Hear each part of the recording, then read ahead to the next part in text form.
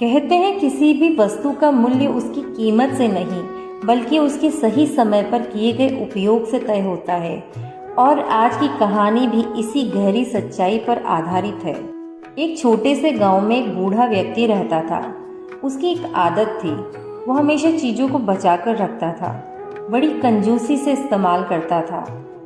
उसके पास एक चांदी का पात्र था, बहुत सुंदर, बहुत चमकदार और उसकी सबसे कीमती धरोहर। पर वो सोचता था, ये पात्र कोई आएगा तो उस खास मौके पर ही इस्तेमाल करूँगा। जब मेरे घर कोई मेहमान आएगा, कोई विशेष व्यक्ति आएगा, तब मैं उसको इस्तेमाल करूँगा। एक दिन उसके घर पर एक संत भोजन के लिए आए। गांव घूमते घूमते साधु, जिनके आशीर्वाद से घर घर में शांति आ जाती है। बूढ़े ने सोचा, चलो आज इस संत को इसी चांदी के पात्र में भोजन करा देता हूँ। लेकिन जैसे ही उसने पात्र उठाया, उसके मन में विचार आ गया, नहीं, ये तो गांव गांव भटकने वाला साधु है। असली सम्मान तो किसी राजा महाराजा के लिए होना चाहिए। और वो पात्र उसने वहीं अलमारी में छोड़ दिया। कुछ दिन बाद उसके घर राजा का मंत्री आया। बड़ा पद, बड़ी इज्जत। बूढ़ा फिर सोचने लगा, अब तो समय आ गया है, मंत्री को इस चांदी के पात्र में भोजन कराता हूँ।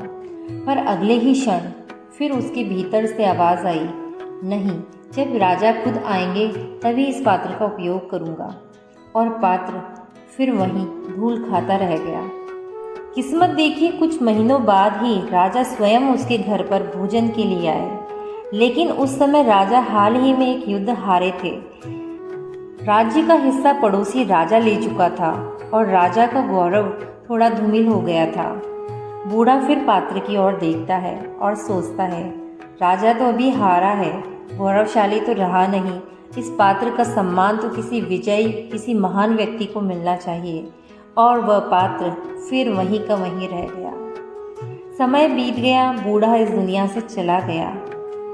बूढ़े के जाने के बाद एक दिन उसका बेटा उस पात्र तक पहुंचा।